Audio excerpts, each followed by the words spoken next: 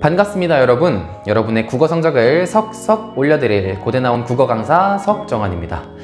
이번 영상은 여러분의 화법과 작문 풀이 시간을 한 번에 훅 단축해 드리고 싶어서 만든 영상인데요. 바로 오늘 치러진 시험이죠. 22학년도 수능 문제를 가지고 같이 풀어보면서 어떻게 하면 화법과 작문 시간을 단축할 수 있을지를 여러분께 알려드리는 영상이 될 건데요.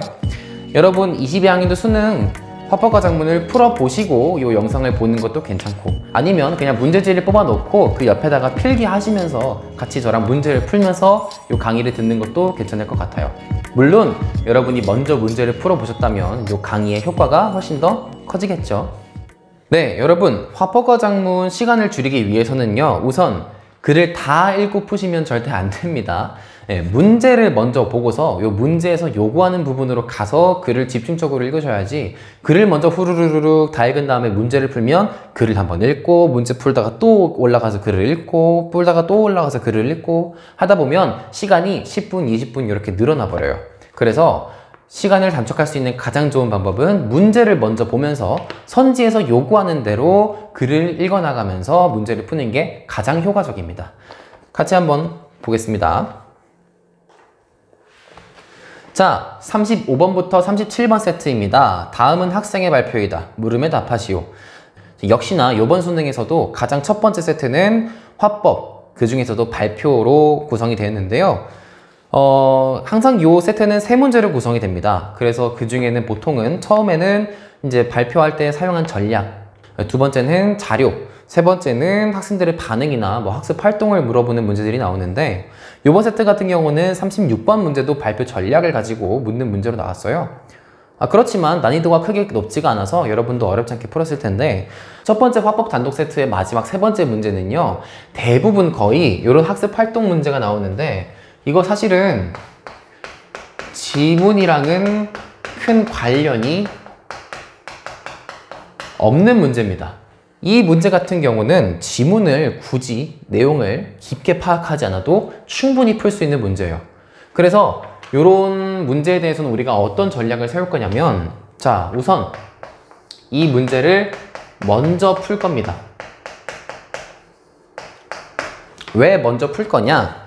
여러분이 수능장을 들어갔을 때 처음으로 엄청 긴장이 되어 있던 상태에서 딱 종이치고 시험을 보잖아요. 그러면 여러분 뇌도 덩달아 같이 긴장을 합니다. 그럼 긴장을 하면 글이 잘 안 읽히거든요.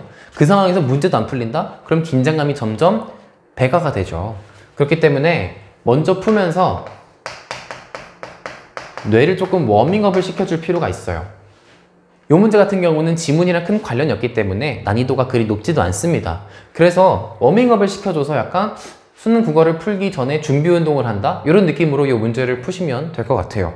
또 이 문제를 풀면서 이 발표 내용을 엿보기를 좀 할 수가 있습니다.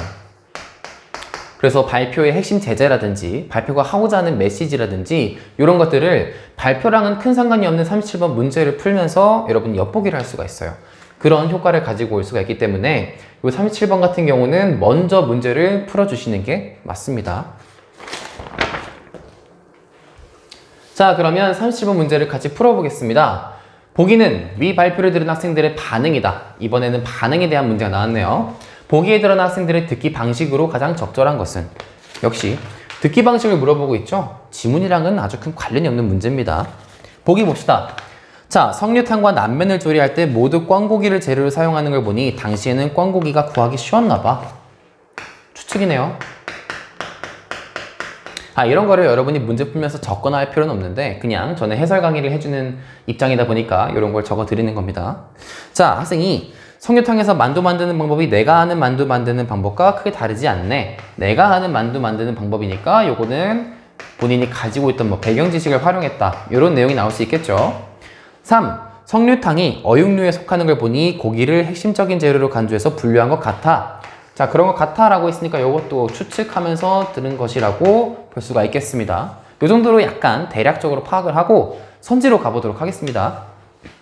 자, 기본적으로 학생들이 많이 헷갈려하는 선지 중에 하나가 이 달리인데, 달리가 나오면 달리 바로 앞에 있는 거는 X 표시를 쳐주시고, 그 나머지는 동그라미 표시를 치셔서 요 내용은 학생 1에는 해당하고 학생 2에는 해당하면 안 되는 내용이라는 걸 좀 표시를 해서 머릿속에 넣어놓고 선지를 읽어야 됩니다. 안 그러면 자칫 잘못했다가는 조금 헷갈릴 수가 있어요. 자, 봅시다. 음식 재료를 설명한 내용이 정확한지 평가하며 들었나요? 아니죠. 무슨 재료를 설명한 내용에 대한 문제는 나오지가 않았습니다. 자, 2번. 학생 2는 1과 달리라고 했으니까 2는 1과 달리 자신이 알고 있는 조리법과 비교하며 제시된 정보를 사실과 의견으로 구분하며 들었다. 자, 자신이 알고 있는 조리법과 비교한 건 맞아요. 이 내용은 맞는데 그 다음 정보를 사실과 의견으로 구분하며 들었다? 요건 아니죠. 사실과 의견으로 구분한 부분은 없습니다. 3번. 학생 2는 학생 3과 달리 발표자가 두 번째로 소개한 음식의 조리법에 대한 발표 내용을 배경 지식을 바탕으로 예측하며 들었다. 자, 보니까 발표자가 두 번째로 소개한 음식의 조리법이래요. 요 정도는 우리가 지문에서 파악을 해줄 필요가 있어요. 지문을 쭉 훑어보니까 거기 뭐랍니까? 첫 번째 석류탕입니다. 두 번째가 난면입니다 하니까 요거는 뭐 얘기하는 거예요? 난면 얘기하는 거죠? 근데 우리 보기에서 난면 얘기 나온 적 있습니까? 아니요. 전 듣도 보도 못했어요. 그래서 3번 틀렸습니다. 자, 4번. 학생 1과 학생 3은 모두 라고 했으니까 얘는 둘 다 동그라미. 발표 내용과 관련하여 발표자가 언급하지 않은 내용을 추론하며 들었다. 맞죠? 1번 구하기 쉬웠나봐. 3번 그런 것 같아 라고 했으니까 추론하며 들었다는 것이 맞겠죠. 이 선지를 판단하기 위해서 무슨 발표 내용이 있었는지 없었는지까지는 우리가 판단할 필요가 없습니다. 자, 5번. 학생 2와 학생 3은 모두 사전 경험을 바탕으로 발표 내용의 효용성을 점검하며 들었다. 보니까 이거 모두니까 일단 둘 다 동그라미긴 한데 사전 경험? 이거는 사실상 학생 3은 아예 나오지도 않았고 학생 2에만 해당하는 내용이라 볼 수 있겠죠. 그리고 발표 내용의 효용성? 효용성에 대해서는 점검된 바가 없습니다. 효용성이라면 이 발표 내용이 진짜로 어디에 쓰일 수가 있을까? 이 발표 내용을 내가 가지고서 뭘 할 수 있을까? 이런 거를 탐구를 했어야 되는데 그런 내용은 나오지가 않았죠. 그래서 답은 4번이다. 이렇게 지문을 굳이 공들여 읽지 않아도 충분히 풀 수 있는 37번 문제를 같이 풀면서 워밍업을 먼저 시켜주고 그리고 요 글의 주제가 뭔가 음식 재료를 설명해주고 조리법 나오고 그런 내용인가 보다 라는 거를 조금 엿보고서 문제를 들어갈 수가 있겠죠. 자, 그렇게 37번을 먼저 풀고 나면 그 다음 나온 문제가 35번, 36번인데 35번 같은 경우는 발표에 대한 설명으로 적절한 것은 이라고 묻고 있어요. 자, 발표에 대한 설명이니까 이거 조금 이거 문두가 너무 애매하다, 그쵸? 근데 쭉 읽어보니까 뭐 요약하고 있다, 권유하고 있다, 뭐 예를 들고 있다, 뭐 선정 동기를 밝히고 있다, 뭐 견해를 인용하고 있다라고 한 거 보니까 이거는 사실 발표에서 활용되던 전략이랑 크게 다를 바가 없는 것 같아요. 자, 같이 봅시다. 선지를 좀 파악을 해보면 이런 문제에서 가장 핵심적으로 우리가 봐야 되는 부분은 뭐냐면 요 권유, 예, 동기, 인용 이게 글에 나와 있는지 없는지를 판단을 해봐야 되는 거죠. 그쵸? 그러면 얘네가 나올 확률이 높은 구석으로 가서 얘네가 있는지 없는지를 확인을 해봐야 됩니다.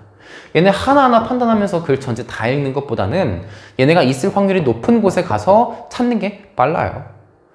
그러니까 김치 없이는 밥을 못 먹는 친구를 찾으러 우리가 미국이나 뭐 어디 유럽으로 갈 필요가 있습니까? 한국에서 찾으면 되죠. 이것도 마찬가지입니다. 얘네들이 가고 싶어 하는 위치들이 조금 정해져 있어요.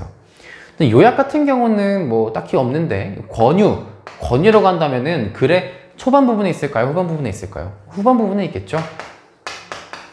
자, 뭐 예를 들고 있다라고 했으면 음식들의 예니까 얘 같은 경우는 어떤 걸 살펴보면 되겠습니까? 음식 이름을 살펴보면 될 것 같아요. 그리고 네 번째, 발표 동기를 밝히고 있다고 했으니까 이거 같은 경우는 글의 초반 부분에 나오겠죠. 5번, 견해를 인용하고 있다고 하니까 기본적으로 전문가들의 견해니까 이거 뭡니까? 사람 이름이 나와야 되고 인용이라고 했으니 뭐 따옴표라든지 아니면 뭐 문헌을 참고했다고 하면 그 문헌에 대한 표시 이런 거 있죠. 이런 게 있는 부분에 가서 맞는지 틀린지 확인하면 됩니다. 자, 맞는지 틀린지 확인을 할 때 아니 선생님 요약 같은 경우는 이건 어떻게 확인해요? 요거는요 여러분 이렇게 어디로 가야 될지를 알 것 같은 친구들 먼저 판단한 다음에 여기 갔는데도 다 없으면 그때 1번 가서 보는 겁니다. 만약에 여기서 답이 나왔다. 그럼 찍고 얘는 검토할 필요도 없이 그냥 넘어가면 돼요. 요 글에 나와 있는 부분은 뭘까요? 답은 4번입니다. 글의 초반부에 보시면 안녕하세요. 오늘 발표를 맡은 땡땡땡입니다. 저는 얼마 전 읽은 책에서 17세기의 우리 음식 중 흥미로운 음식을 발견하여 발표 주제로 정했습니다. 주제 선정 동기를 밝히고 있죠. 글의 초반부로 가니까 바로 풀 수가 있는 문제였습니다. 답은 4번. 그리고 이 선지들의 이렇게 위치를 좀 파악했으면 선지들 뭐부터 파악할지를 좀 정할 수가 있는데 아무래도 초반에서 후반으로 넘어가면서 문제를 푸는 게 좀 더 매끄럽겠죠. 그래서 초반부터 살펴보시면 됩니다. 자, 그 다음 36번. 이것 또한 발표 전략인데요. 발표 전략 역시 어디 가면 얘를 파악할 수 있을지 요거를 같이 좀 생각을 하면서 문제를 푸셔야 됩니다. 자, 발표를 준비하며 작성한 메모이다. 그래서 상황 분석, 뭐 정보 전달 목적이다, 교실이다, 대형 모니터가 설치됐고, 뭐 책을 잘 알지 못할 것이다, 청중들이. 그리고 음식 이름에 익숙하지 않을 것이다. 그리고 뭐 실행 계획은 이거를 고려해서 뭐 분량을 조정할 수 있다 라는 부분입니다. 크게 중요하지 않은 내용이죠. 선지로 넘어가면, 자, 기억. 청중이 발표 내용을 신뢰할 수 있도록 발표에서 다루려는 음식이 소개된 문헌을 밝힌다. 이거 뭐 봐야 돼요? 이거 보면 되죠. 문헌이니까. 아니면 이제 이렇게 나오는 경우도 있어요. 이거 보시면 되겠죠. 있습니까? 있네요. 일문단 보니까 음식 디니방이라는 책을 알고 계신가요? 딱 있네. 자, 2번. 전달 효과를 높이기 위해 모니터를 활용해 사진을 화면으로 제시했다. 이거 어디 가면 볼 수 있을까요? 괄호 표시겠죠. 괄호 안에 무슨 뭐 사진을 띄우며 이런 게 있으면 바로 맞는 거겠죠. 거기 보니까 이 문단 첫 번째 줄에 화면에 사진을 보여주며 괄호에 있는 부분만 찾아가면서 여부 확인하면 됩니다. 자, 3번. 책에 대한 청중의 사전 지식을 점검했다. 자, 사전 지식을 점검했다는 말은 내가 묻기만 하고 대답을 안 받는 건 아니겠죠. 그러면은 기본적으로 물음표가 있는 부분 혹은 청중의 반응을 기다리는 괄호 부분을 찾아보면 됩니다. 거기 보니까 1분단에 책을 알고 계신가요? 청중의 반응을 보며 라고 괄호까지 나오죠. 물음표도 나오고 괄호도 나왔네. 그럼 이거는 맞는 말이에요. 그 다음에 책에 대한 이해를 돕기 위해 책의 집필 시기와 책 제목의 의미를 밝힌다라고 했으니까 그 다음에 보니까 예상대로 아는 분이 많지 않으시네요. 이 책은 쭉쭉쭉쭉 자료인데요. 이런 뜻입니다. 나오죠. 맞는 내용입니다. 오케이. 자, 4번. 청중의 이해를 돕기 위해 청중에게 익숙한 단어를 사용하여 음식의 이름을 설명한다 라고 돼 있는데 이름을 설명하는 부분 보니까 석류탕, 난면 이런 게 딱 따옴표 표시가 돼 있네요. 그 부분을 좀 집중적으로 살펴보면 될 것 같습니다. 자, 석류탕 보니까 뭐 여기 석류는 여러분이 알고 계신 바로 그 과일의 이름입니다. 이것도 조금 맞을 수 있겠고 난면, 이 사진 난면입니다. 계란할 때 란, 냉면할 때 면입니다 라고 하면서 익숙한 단어를 사용해서 음식의 이름을 설명하고 있네요. 4번도 맞는 내용입니다. 자, 5번. 청중과의 상호작용으로 파악한 청중의 관심. 일단 상호작용이니까 이것 또한 괄호 표시로 가면 되는데 아까 봤던 지식을 점검하는 거 이게 청중과의 상호작용이라 보시면 되겠죠. 묻고 답하는 방식이니까. 자, 이것으로 파악한 청중의 관심을 반영하기 위해 도입부에서 안내한 발표 순서를 바꾸어 소개한다 돼 있는데 자, 그러면 우리가 확인할 거는 도입부에서 안내한 발표 내용의 발표 순서와 실제 순서가 바뀌었는지 안 바뀌었는지만 확인하면 됩니다. 자, 도입부에서 안내한 발표 순서는 석류탕을 먼저 소개한 후 난면을 소개하겠습니다 라고 1문단 마지막 부분 나오죠. 근데 요 글 보니까 2문단 석류탕입니다. 3문단 난면입니다. 그대로 소개했네요. 5번이 틀린 선지입니다. 어때요? 어렵지 않죠? 쉽죠? 이런 식으로 화작을 풀면 여러분이 글을 진짜 글이 아니지 발표 대본을 다 읽지 않아도 충분히 빠른 시간 내에 화작을 풀 수가 있다는 거죠. 그 다음 지문으로 가보겠습니다.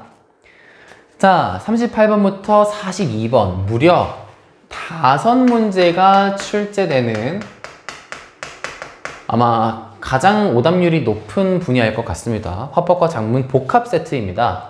자, 이거 같은 경우는 화법도 그렇고 작문도, 화법 단독도 그렇고 작문 단독도 그렇고 다 요 굵은 글씨가 중요한데요.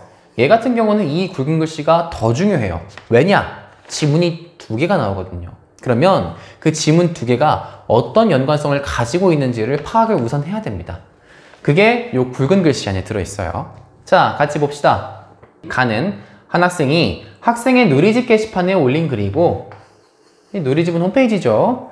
자, 나는 가를 읽은 학생들이 나눈 대화이다. 학생들이 나눈 대화네요. 그래서 글이고 대화이다 라고 나오는데, 자, 화법과 작문에서 우리가 기본적으로 가져가야 하는 부분들이 있는데요. 화법 같은 경우는 뭡니까? 뭐 대화든 발표든 토론이든 간에 걔네들의 주제, 토론이면 대체 뭘 가지고 토론을 하는 건지, 뭐가 찬성이고 뭐가 반대인지, 혹은 뭐 발표면 어떤 주제를 가지고 발표를 하고 있는 건지, 이런 것쯤은 우리가 좀 캐치를 해줄 필요가 있고, 작문 같은 건 뭡니까? 작문 상황이죠. 여기 예전에는 작문 상황 이래가지고 딱 주는 경우가 많았는데 요즘은 잘 안 주는 것 같더라고요. 그래서 이 작문 상황을 먼저 파악하고 문제를 풀 필요가 있습니다. 이 작문 상황이 어떤 걸 얘기하냐? 첫 번째, 예상 독자. 그리고 두 번째, 매체. 어디다가 글을 올린 건지. 세 번째, 그리고 이 글의 목적. 네 번째는 이 글의 주제입니다. 그래서 어떤 말을 하고 싶은 건지를 파악하고 들어가야 되는데, 자, 우선 매체는 나왔어요. 누리집 게시판에 올린 글이랍니다. 자, 그러면 가 부분의 첫 문단을 좀 읽으면서 요거를 참 찾아봅시다. 자, 안녕하세요. 저는 올해 학생회에서 개최하는 토론 한마당에 참가하고자 하는 땡땡땡입니다. 토론 한마당을 담당하는 학생의 운영진에게, 예상 독자는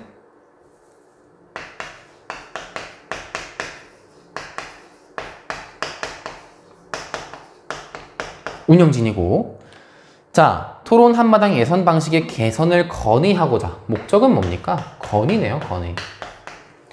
그래서 게시판에 글을 쓰게 되었습니다. 뭐 주제라고 한다면 토론 예선 방식의 개선이겠네요, 그쵸? 요 정도는 우리가 캐치를 해 놓고서 다른 문제를 풀든 뭐 작문 문제를 풀든 간에 해야 된다, 요겁니다. 자, 화법 같은 경우는 주제가 가를 읽은 학생들이 나눈 대화라고 하니까 그 나 부분을 한번 잠깐 읽어봅시다. 자, 토론 학생일 토론 한마당 행사의 예선 방식을 개선해달라고 게시판에 올라온 걸 봤지? 기간 연장은 일정상 단장 반영하기 곤란하니 참가 인원을 늘릴 수 있는 좋은 방안이 있는지 논의해보자. 주제는 뭐야? 예선 방식?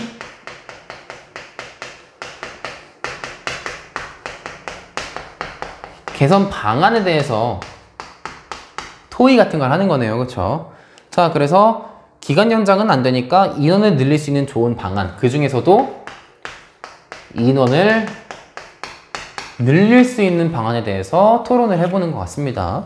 자, 요 정도 화법과 작문에 있어서는 요 주제와 작문 상황 요 정도는 우리가 좀 필기를 해두고 문제를 풀 때도 약간 메모를 같이 해두고 그러고서 문제를 풀러 들어가면 훨씬 빨리 문제를 풀 수가 있어요.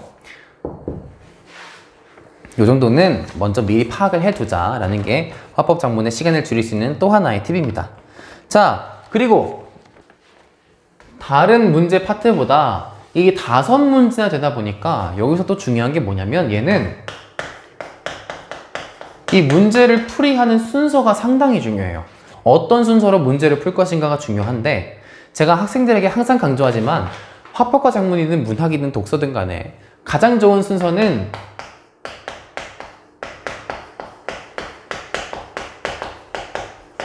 부분을 묻는 문제에서 전체를 묻는 문제의 순서로 풀이를 하는 게 가장 좋습니다. 이게 무슨 말이냐? 문제를 같이 살펴보면서 무슨 말인지 이해하시게 될 건데, 자, 같이 보겠습니다. 38번부터 42번까지 우리가 아까 말했지만 요 순서를 정하는 게 중요하다고 했죠. 그래서 첫 번째로는 부분에서 전체를 향해서 가는 게 중요하고, 두 번째는 화법을 먼저 풀 건지 작문을 먼저 풀 건지를 정해야 합니다. 근데 제 생각에는 대부분의 학생들이 화법을 좀 더 쉬워하는 것 같아요. 그래서 화법 먼저 풀고 그 다음 작문으로 넘어가는 걸로 하겠습니다. 그리고 마지막에는 화법과 작문, 지문 모두에 해당하는 문제를 풀이하는 걸로 순서를 정하겠습니다. 이게 가장 빨리 효과적으로 풀 수 있는 문제 순서예요. 자, 그러면 문두를 좀 살펴보면 38번 가의 작문 맥락을 파악한 내용으로 가장 적절한 것은 38번 같은 경우는 작문 문제인데다가 작문 맥락을 파악해야 되니까 요거는 글 전체를 좀 알면 풀기 쉬운 문제겠죠. 전체에 해당하는 문제가 되겠습니다. 자, 39번 보기를 기준으로 하여 가를 평가한 내용으로 적절하지 않은 것은 이라고 했으니까 뭐 보기가 쭉 나오고 선지를 보니까 2문단에서 뭐 3문단에서 3문단에서 4문단에서 5문단에서 요게 바로 부분에 해당하는 겁니다. 글 전체를 가지고서 선지에 참거짓을 나눌 수 있는 게 아니고 글의 어떤 부분을 가지고서 요 부분을 읽어봐. 이 선지가 맞아? 요게 바로 부분에 대해서 묻는 문제인데 이거 같은 경우는 장문에 해당하는 그 문제인데 전체화가 아니고 부분을 묻는 문제다 라고 볼 수가 있습니다. 그 다음 40번 자, 나면 이거 화법 세트죠. 나의 학생 1에 대한 설명으로 적절하지 않은 것은 이라 돼 있는데 선지를 보니까 다 라고 나오네. 이거는 나랑 가, 즉 장문과 화법을 모두 알아야 풀 수 있는 문제이기 때문에 이거는 맨 마지막으로 넘겨두겠습니다. 넘겨두고 보니까 부분도 아니고 전체에 해당한 내용들인 것 같아요. 41번 기역, 니은의 발화에 대한 이해로 가장 적절한 것은 자, 41번 같은 경우가 바로 부분의 가장 좋은 예입니다. 이 나학을 보면은 기역과 니은 밑줄친 부분이 있죠. 요 부분에 해당하는 내용만 물어보고 있는 거예요. 그래서 이거 같은 경우가 화법 더하기 부분에 해당하는 문제라고 볼 수가 있겠고 당연히 얘를 가장 먼저 풀어볼 겁니다. 그리고 마지막 42번 나의 흐름을 정리할 때 라고 했으니까 요거는 보나마나 화법 문제인데 부분이 아니라 전체에 해당하는 문제겠구나 라고 우리가 좀 추론을 해볼 수가 있죠. 자, 그러면 우리가 추론한 부분을 가지고서 문제풀이 순서를 한번 정해봅시다. 저 같은 경우는 화법에서 장문 순서를 풀 거니까 우선 41, 42를 먼저 풀 건데 그 중에서도 부분을 물어보고 있는 41번을 가장 먼저 풀 거고요. 그 다음에 화법 전체를 물어보는 42번을 풀고 나서 장문 부분을 물어보고 있는 39번 그리고 장문 전체를 물어보는 38번 마지막으로 장문과 화법을 모두 묻고 있는 40번 문제를 푸는 것으로 순서를 정하겠습니다. 그러면 이 순서가 얼마나 효율적으로 문제를 풀게 만들어주는지를 앞으로 여러분과 같이 검토해 볼게요. 41번 자, 기역, 니은의 발화에 대한 이해로 가장 적절한 것은 나왔는데 자, 기역, 니은 밑줄친 부분 한번 봅시다. 기역, 토론개요서로 평가하는 것보다 심사자 부담은 큰 게 맞겠네. 그런데 토론개요서 평가는 참가자들이 소통하는 과정을 평가하기는 어려워. 그러니까 기역의 핵심 내용은 뭐예요? 토론개요서로 평가하는 것보다 심사자 부담은 큰 게 맞대. 그러면 그게 뭘 말하는 걸까요? 뭐가 심사자 부담이 더 크다는 걸까? 그 앞에 보니까 동영상 촬영을 하려면 쭉쭉 나오면서 심사자의 부담이 크대. 기역 같은 경우는 동영상에 심사자 부담이 크고 근데 토론개요서 같은 경우는 소통 과정 평가가 어렵다라고 말하는 게 핵심 내용이고 니은은 그래도 토론에서 더 중요한 건 적절한 근거를 들어 논제에 대한 자신의 입장이 타당한 밝힌 논증 능력이니까 그걸 평가하는 건 가능하다고 생각해 라고 나온 걸 보니 이거 같은 경우는 지금 1번에 기역에서 말했던 토론 개요서에 대해서 보충 설명해 준 내용인 것 같죠. 논증 능력을 평가하는 것은 그러나 가능하다. 소통 과정은 안 되지만 논증 능력을 평가하는 것은 가능하다 라고 밝히는 부분이 니은인 것 같습니다. 자, 선지를 좀 같이 봅시다. 1번 기역은 기역 직전에 학생 2가 말한 내용에 남긴 의견의 일부를 긍정하면서 추가로 자신의 의견을 드러낸다. 자, 기억 직전에 학생이가 말한 내용이 담긴 의견이 뭐예요? 보니까 동영상 촬영하려면 참가팀들이 별도의 장비를 준비해야 해서 번거로워. 또 토론교요소와 다르게 대면 토론만큼 시간이 필요하니까 많은 팀이 참가한다면 심사자의 평가 부담이 클 것 같네 라고 얘기하면서 동영상 촬영의 부담에 대해서 설명하는 부분이죠. 거기에 의견의 일부를 긍정했나요? 맞죠. 동영상 촬영하면 심사자 부담이 크겠네 라고 했으니까. 거기에 추가로 자신의 의견을 드러냈나요? 맞죠. 토론회 교요서는 소통 과정 평가가 어려워 라고 덧붙였으니까 1번이 맞는 내용입니다. 실제 풀이에서는 1번이 맞으니까 1번 찍고 나머지 검토할 필요도 없어요. 그냥 넘어가면 됩니다. 근데 우리는 풀이 강의니까 같이 봅시다. 2번, 기억은 기억 직전에 학생 2가 말한 내용이 담긴 의견에 동의를 표하면서 그 의견에 대한 상세한 설명을 요청한다. 자, 기억 직전에 2가 말한 내용에 동의를 표한 것도 맞긴 맞아요. 그쵸? 우리 동영상이 심사자 부담이 높다고 얘기했으니까. 근데 거기에 대한 상세한 설명을 요청했나요? 요청하진 않았죠. 3번, 기억은 기억 직전에 학생 2가 말한 내용이 담긴 의견에 이의를 제기하지는 않았으니까. 4번, 니은은 니은 직전에 학생 3이 말한 내용이 담긴 의견을 뒷받침할 수 있는 근거를 덧붙이지도 않았고. 5번, 니은은 니은 직전에 학생 3이 말한 내용. 요거 둘 다 기억 얘기하는 거죠. 기억에 담긴 의견의 핵심을 재진술하면서 재진술 안 했고요. 그 의견의 동의를 유보하지도 않았습니다. 그래서 답은 1번이죠. 어렵지 않죠? 자, 부분 문제는 이렇게 지문 전체를 읽지 않아도 풀 수 있는 문제를 얘기를 합니다. 자, 그 다음은 42번 문제, 화법 전체에 해당하는 문제 같이 풀어보도록 하겠습니다. 자, 문제. 나의 흐름을 다음과 같이 정의할 때 가에 해당한 내용으로 적절하지 않은 것은? 적절하지 않은 건 묻는 문제네요. 자, 가에 해당한 내용이 뭡니까? 대안에 대한 검토네요. 자, 요런 보기 내용 우리가 꼼꼼하게 읽을 필요는 사실 없어요. 이게 문제를 낼 때 이 보기 중에 이 선지들이 여기에 해당하는데 여기에 해당한다고 쓴 거 아니냐? 라고 물어보는 문제는 잘 나오지 않습니다. 그래서 요런 보기 같은 거를 저는 뭐라고 부르냐면 교과서 보기라고 부르는데, 실제 지문의 내용이랑은 큰 상관이 없이 그냥 교과서에 나올 것 같은 개념을 써놓고 이거랑 선지를 연결짓는 방식으로 문제를 내는 것들이 종종 있어요. 평가원에서는. 이런 부분 같은 경우는 보기를 굳이 이렇게 깊이 있게 검토할 필요는 없습니다. 그래서 대안에 대한 검토에 대한 문제를 내는구나 라고 정도만 파악하고 넘어가면 되고요. 선지를 보시면, 자, 동영상 방식의 장점으로, 단점으로, 뭐 토론교요소 방식의 장점으로, 토론교요소 방식의 단점으로 나온 거 보니까 요 같은 경우는 어떻게 풀면 되냐면 선지를 한번 쭉 읽어보고 선지 핵심 어구에다가 밑줄을 치세요. 시간과정 자율적, 뭐 심사자 섭외, 뭐 별도의 촬영 장비, 더 많은 학생, 그리고 뭐 소통 과정을 평가 이렇게 나오는데 5번 보니까 이거 사실 1번 풀면서 아까 풀었던 거야. 소통 과정을 평가하기 어렵다는 점이 언급되었다. 언급이 되었죠.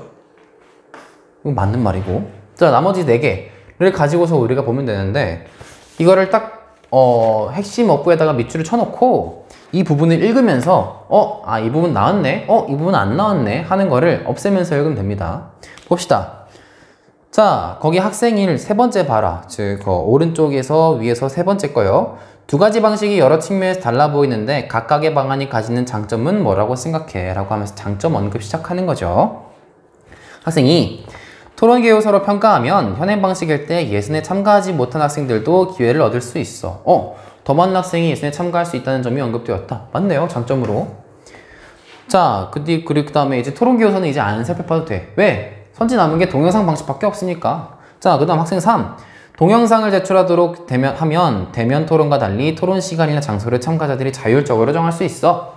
나왔네요. 그리고 뭐 소통하는 토론 과정을 평가할 수 있다는 장점이 있어 라고 나왔고, 그 다음 두 방식의 단점이 뭐가 있을까? 라고 학생 1이 또 얘기를 하니까 학생 2가 동영상 촬영하려면 별도의 장비를 준비해서 번거로워. 2번 안 나왔네. 답 2번입니다. 끝. 더 이상 볼 게 없고요. 자, 39번. 보기를 기준으로 하여 가를 평가한 내용으로 적절하지 않은 것은 이라 나오는데, 자, 보기. 해결해야 할 현재에 문제를 제시했는가? B. 뭐 사실에 근거했는가? C. 원인을 제시했는가? D. 실행 가능성을 점검했는가? E. 기대 효과를 제시했는가? 이렇게 핵심적인 어구들에만 표시를 해두고 선지를 한번 같이 분석하러 가봅시다. 1번. 자, 이 문단에서 현행 토론 한마당의 예선 방식으로 인해 발생한 문제를 언급한 내용은 참가팀이 늘면서 발생한 운영상의 어려움을 문제로 제시했다는 점에서 A를 충족하는군. 자, 이 문단을 한번 봅시다. 학생회가 진행해온 토론 한마당은 쭉쭉쭉 해서 마지막 뒷부분에 그런데 참가팀이 늘면서 예산을 위한 시간과 공간 부족, 예선을 운영한 인원과 심사자 확보 곤란 등의 어려움이 발생하여 이를 해소하기 위해 작년부터 예선에 참가할 수 있는 인원을 학급당 한 팀으로 제한했습니다. 자, 문제가 지금 팀이 늘면서 발생한 운영상의 어려움이 문제예요? 아니죠. 문제는 뭐야? 참가할 수 있는 인원을 학급당 한 팀으로 제한한 게 문제야. 지금 이게 지금 아까 장문 상황에서 파악했지만 얘가 건의문이죠. 건의문이고 건의하고 싶은 내용은 뭐였어요? 토론 한마당 예선 방식의 개선을 건의하고 싶은 거였어. 근데 무슨 운영상의 어려움, 이거는 지금 뭐 나랑은 큰 상관이 없는 내용이에요. 이거는 학생회가 어떻게 뭐 운영상의 어려움이 생긴 거지 내가 생각하기에 그게 문제다? 해결해야 된다? 이거랑은 상관이 없는 부분이죠. 1번이 답입니다. 어렵지 않게 찾을 수가 있었고요. 2번. 3분단에서 토론 한마당에 대한 설문조사 결과를 인용했다. 설문조사 결과니까 이거 뭐 찾으면 될까요? 숫자 찾으시면 됩니다. 뭐 퍼센트 표시 같은 거 있는 거 찾으면 되겠죠? 보니까 76%로 높았습니다. 나오네 설문조사. 맞아요. 자, 3번.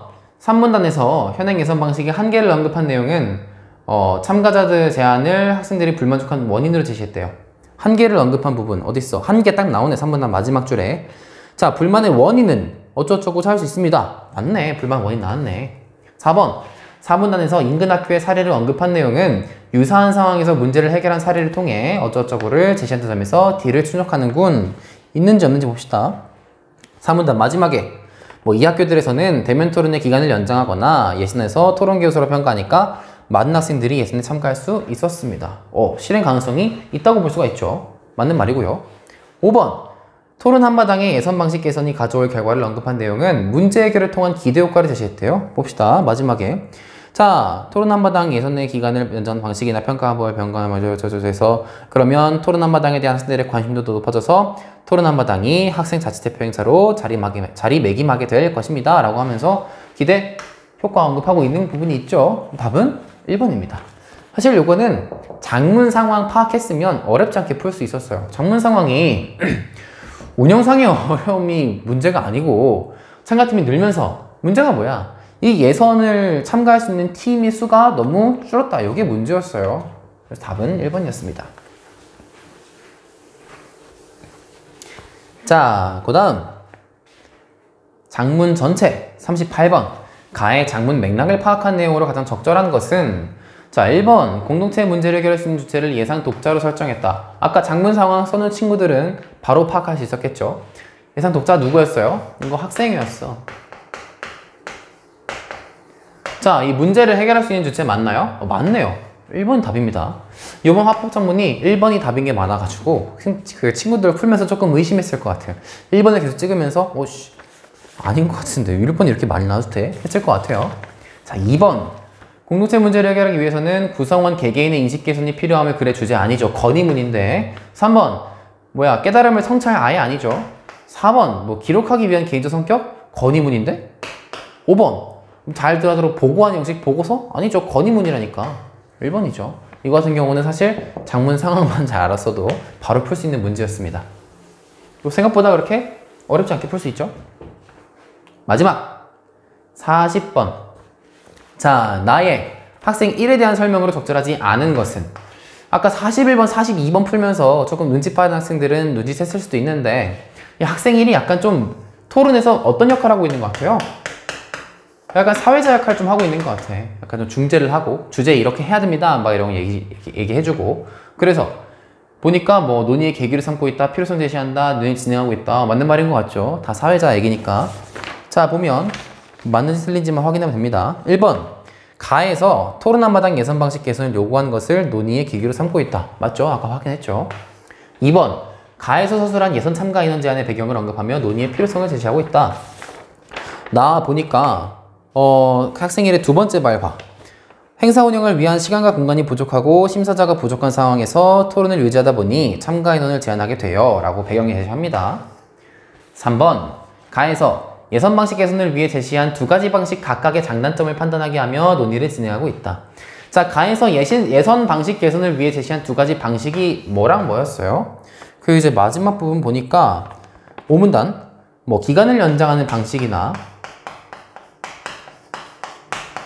평가 방법을 변경하는 방식으로 수정을 하면 뭐 좋을 수 있겠다라고 얘기를 했는데 학생일이 딱 뭐라고 나옵니까? 그 첫 번째 기간 연장은 일정상 당장 반영하기 곤란하니 얘는 그러면 앞으로 언급이 안 될 거다 이 말이죠.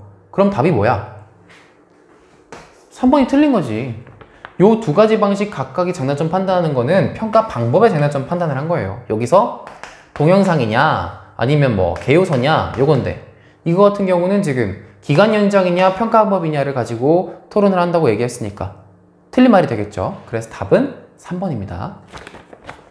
4번 가에서 현행 예선 평가 방법의 장점으로 언급한 내용과 관련해서는 발언에서 제외하도록 논의 내용을 제한하고 있다 라고 얘기했으니까 보면 장점으로 언급한 내용이 뭡니까? 현행 예선 평가 방법의 장점이 대면 토론이라서 뭐 현장감이 높다 이런 내용이 나오는데 거기 보면 나 학생일 첫 번째 아니지 학생일 두 번째 바라보니까 대면 토론 유지하다 보니 참가 인원을 제한하게 되어 불만이 많아진 거니까 대면 토론을 대신할 방안을 찾아야 된다라고 했으니까 대면 토론에 대해서는 더 이상 얘기하지 말자라고 제외시키고 있는 거죠. 좋습니다. 5번 가에서 서술한 현행 예선 방식에 대한 불만이 해소될 것을 언급하며 논의의 결론을 제시하고 있다. 마지막 부분에 가면 되겠죠. 마지막 부분에 나도 좋아. 토론 개요서를 평가하면 참가 가능 인원이 늘겠지. 그래서 오늘 논의 마무리하자 라고 하면서 결론을 제시하는 것이 맞습니다. 그래서 1, 2, 4, 5번 다 맞는 말이고 3번이 틀린 말이니까 풀 수가 있겠죠.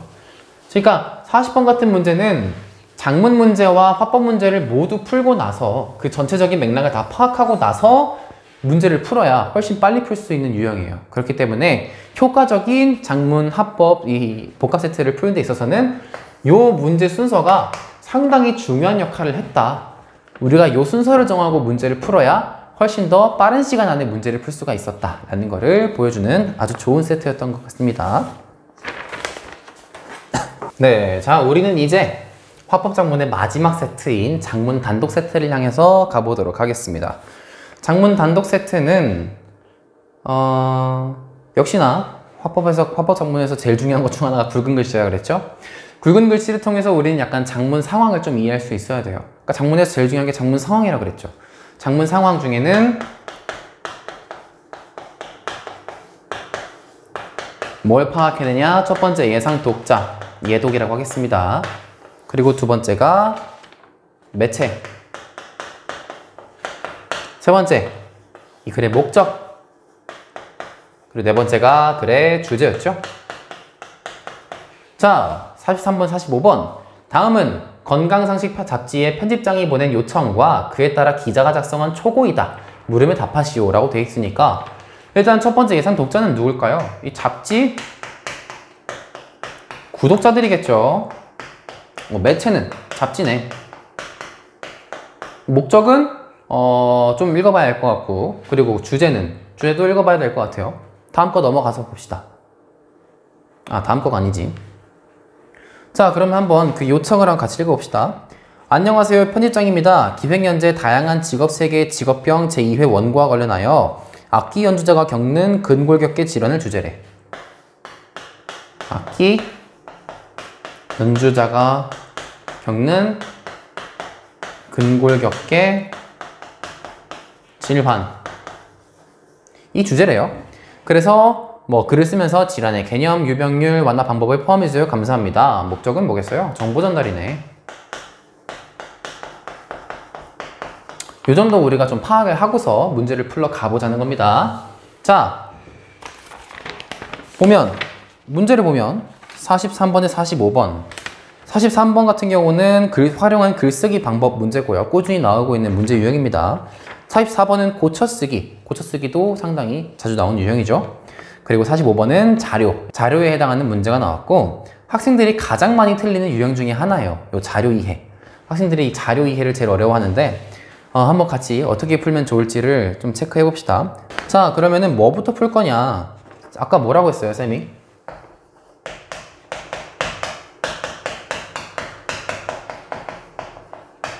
요게 중요하다 그랬죠. 자, 그러면 부분에서 전체에 해당하는 거니까 딱 보니까 부분이 뭐에 해당하는 것 같아요? 44번 고쳐쓰기가 전체를 고쳐쓰는 게 아니라 뭐야? 부분을 고쳐쓰기를 해보는 거예요. 그러면 고쳐쓰기 먼저 푸시고 그 다음에 43번 풀어도 되고 45번 풀어도 되는데 자료 이해가 아무래도 오답률이 높은 문제다 보니까 43번 먼저 풀고 그 다음에 45번을 푸는 것으로 풀이 순서를 정하고 한번 가보도록 하겠습니다. 지워도 되겠죠? 자, 44번. 다음은 초고를 쓴 기자가 잡지 편집장에게 보낸 이메일의 일부이다. A에 들어갈 내용으로 가장 적절한 것은 초고에 대한 검토 의견 중 어떤 요청에 따라서 첫 문단을 아래와 같이 수정했습니다. 첫 문단이네. 자, 첫 문단 요 고쳐쓰기 부분은요. 살펴봐야 될 거 딱 2개만 살펴보면 됩니다. 자, 학생들이 많이 틀리는 은근히 많이 틀리는 원인 중에 하나가 요거예요.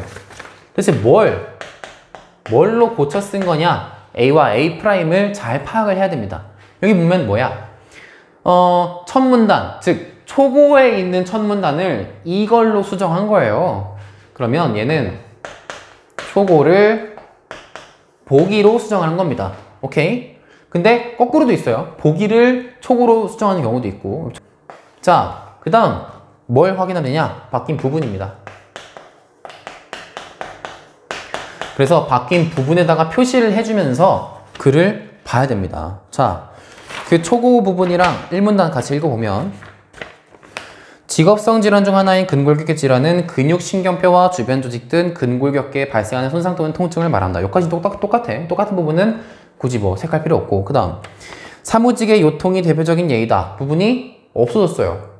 그럼 그 부분 체크해 주시고 여기 원래 뭐 사무직 얘기 있었는데 없어졌다. 체크해 놓고 그 다음 악기 연주자들도 연주를 할 때 주로 사용하는 부위에 근골격계 질환을 겪는다 라고 했는데 그 부분이 여기 뒤로 나왔고 요거 중간에 어떤 내용이 추가됐어요? 뭐 장기간에 반복된 작업으로 근골격계의 손상이 누적되어 나타난다 라는 부분이 나타났네. 자, 그러면 선제를 좀 보면 직업성 질환이 아닌 사무직도 직업성 질환이 맞죠? 이거 학제 아니고 보니까 다른 직업군의 예를 삭제시킨 게 맞네요. 사무직이니까. 그리고 장기간에 반복된 작업으로 근골격계의 손상이 누적되어 나타난다라고 했으니까 뭐 발병 부위 추가, 뭐 유형 추가, 원인 추가 요거 3개만 파악하면 되겠네. 셋 중에 뭐겠어요? 원인이죠. 이래서 누적되어서 나타난다고 했으니까 답은 5번이 되겠습니다. 쉽게 고를 수가 있는 문제였고 어디서 뭘로 고쳤는지 꼭 헷갈리시면 안 돼요. 요거 잘 파악하셔서 문제 푸셔야 됩니다. 자, 그 다음은 이제 43번 같이 풀어볼 건데 초고에서 기억 디귿을 작성할 때 활용한 글쓰기 방법으로 가장 적절한 것은 묻는 문제입니다. 자, 기억 여기 보시면 기억이 뭐예요? 질환의 개념, 니은 질환의 유병률, 디귿 질환의 완화 방법. 그래서 뭐 활용했는지 아닌지 파악하는 거니까 요거는 그냥 초고를 쭉 읽으면서 문제를 풀어봅시다. 자, 초고 직업성 질환 중 하나인 근골격계 질환은 근육, 신경, 뼈와 주변 조직 등 근골격계 발생하는 손상 또는 통증을 말한다. 묻고 답하는 방식으로 제시하지는 않았죠. 그냥 질환의 개념을 제시를 해준 겁니다. 자, 2번 두 범주를 설정해서 뭐 범주별로 질환 유병률의 차이를 제시했다고 하니까 봅시다.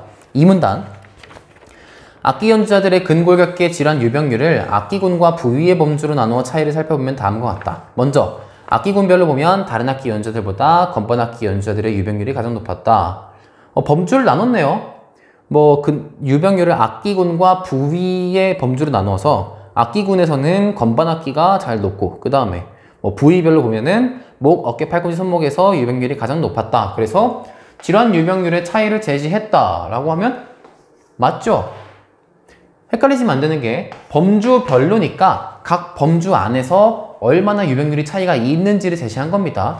그 범주 간을 비교한 건 아니에요. 그쵸? 범주별로기 때문에 요거 헷갈리시면 안 되고 3번 악기 연주자의 질환 경험 사례를 악기군별로 제시했다라고 하는데 아까 뭐 이 문단 읽으면서 보니까 악기군별로 제시한 게 피아니스트 하나밖에 없어요. 그러면 아니죠. 피아니스트 하나밖에 없는데 무슨 악기군별이야? 4번. 질환 완화 방법을 질환의 부위별로 분석하여 제시했다. 완화 방법 3분의 1 읽어봅시다.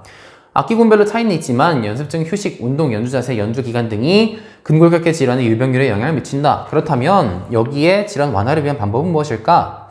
악기 연주자들이 실천할 수 있는 방법 중 특히 도움이 되는 것은 연습 중에 규칙적인 휴식이다. 뭐 쭉쭉 나오면서 근데 무슨 뭐 부위별로 나오지는 않았네요. 휴식하세요 라고 하는 거죠 그냥. 자 5번.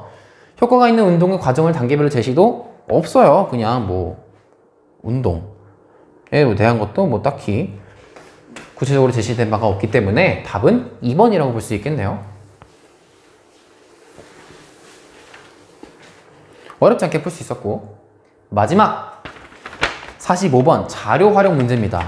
특히 장문 자료 활용 문제는요 화법 자료 활용 문제보다 훨씬 어려워요. 이게 약간 보통 그래프 많이 나오고 뭐 수치를 가지고 제시하는 경우가 많아서 학생들이 이것을 해석하는데 조금 어려움을 겪는 경우가 종종 있는 것 같습니다.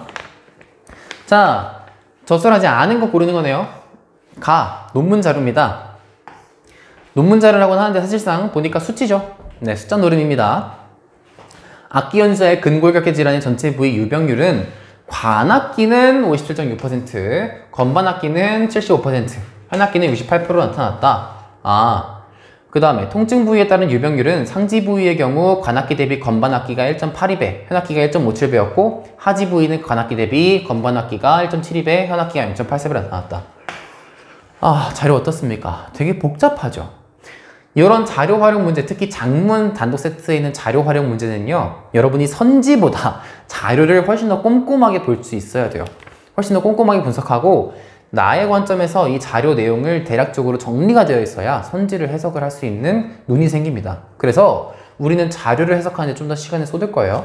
자 보시면 전체 부위 유병률은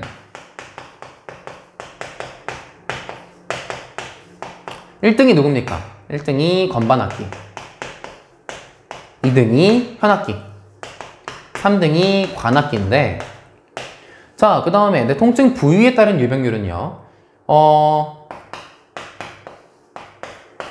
상지 부위의 경우에는 관악기 대비 건반악기가 1.82배, 현악기가 1.57배니까 숫자 계산 잘 하시면 건반악기, 그 다음에 현악기, 그 다음에 관악기로 전체 부위랑 똑같은데 하지 부위는 관악기 대비 건반악기가 1.72배, 현악기가 0.84배니까 건반악기가 제일 높고 현악기가 제일 낮은 거죠. 그러면 건반악기, 관악기, 현악기 요게 다르네. 그럼 요 다른 부분이 문제 출제 요소가 되는 겁니다. 얘가 바로 이 자료의 핵심이 되는 거예요. 이 자료의 핵심을 파악해야 선지 분석이 가능하다. 다시 한번 강조드리고 자, 나 다시 1 보니까 근골격계 질환에 영향을 미치는 요인에 대한 악기 연주자들의 인식이네. 그러니까 어떤 것이 근골격계 질환에 영향을 미치는가에 대해서 악기 연주자들이 무엇이 원인인지를 어떻게 생각하는지 보여주는 거죠. 그래서 연주자들이 생각하기에는 연주 자세가 제일 큰 영향을 미칠 것 같고 그 다음에 운동 부족, 뭐 스트레스 이런 식으로 되어 있다. 이런 내용의 자료구나. 자, 그 다음 나다시 2 연습 중 휴식 유무에 따른 근골격계 질환 유병률인데 보니까 여기도 관악기, 건반악기, 현악기 이렇게 제시를 해놨네요. 그러니까 휴식을 했을 때는 유병률이 얼마나 낮은지 또 휴식을 안 했을 때는 유병률이 얼마나 높은지 즉 휴식이 그 근골격계 질환 유병률에 미치는 영향을 보여주는 그래프다 라고 정리를 좀 할 수가 있겠죠. 보니까 유병률을 낮추는데 가장 도움이 되는 분야는 관악기를 한 사람이면 특히나 더더욱 휴식이 중요하다 이렇게 평가를 내릴 수가 있겠네요. 그 다음 의대 교수 인터뷰 자료입니다. 스트레칭 운동으로 근육의 긴장을 완화하고 안정화 운동을 통해 바른 자세를 교정하면 근골격계에 도움이 됩니다. 그래서 뭐 긴장 완화하고 안정화 운동을 통해서 바른 자세를 교정하면 도움이 된다. 요거 같은 경우는 뭐 산문 안에 들어가면 좀 딱 맞겠네요. 선지를 한번 가봅시다. 1번 가를 활용하여 악기군별 상지 부위의 유병률 차이에 대해 건반악기의 유병률이 가장 높고 그 다음 현악기, 관악기 순위라는 내용으로 이 문단을 구체화한다. 맞는 내용이죠. 2번 가를 활용하여 악기군에 따른 부위별 유병률 순위에 대해 상지 부위와 달리 하지 부위 유병률은 휴지가 일치하지 않는다는 내용으로 보강한다. 이것도 맞는 말입니다. 3번 나-2를 활용하여 질환의 유병률을 낮추는 데 도움이 되는 방법에 대해서 근골격계 질환이 연주 자세에 미친 영향? 거꾸로죠. 연주 자세가 근골격계 질환에 미치는 영향입니다. 요거 헷갈리시면 안 돼요. 지금 요 앞뒤가 바뀌었어. 이런 식으로 평가원이 선지 구성 많이 하거든요. 오답 선지 구성할 때. 그래서 중요한 게 뭐다? 자료를 꼼꼼하게 읽는 게 중요하다. 자료 그냥 쓱 훑어 읽은 친구들은 맞는 말 이러고 넘어갔을 거야. 근데 잘 보면 뭐다? 앞뒤가 바뀌었다. 원인과 결과가 바뀌었다 이거죠. 그래서 답은 3번입니다. 틀렸고요. 4번 나-2를 활용하여 연습 중 휴식이 악기군별 유병률에 미친 영향에 대해 관악기의 경우가 현악기보다 유병률을 낮추는 데 휴식의 영향이 크다. 맞죠? 5번 다를 활용하여 질환 완화에 도움이 되는 운동에 대해서 보강한다. 맞는 말입니다. 답은 3번이다. 역시나 그래프에서 오답 선지가 나올 확률이 꽤 높은 것 같아요. 보면 다른 자료에서 틀린 거 나오는 것보다 이제 수치 자료라든지 그래프라든지 이런 데서 틀린 선지가 나올 확률이 좀 더 높은 것 같습니다.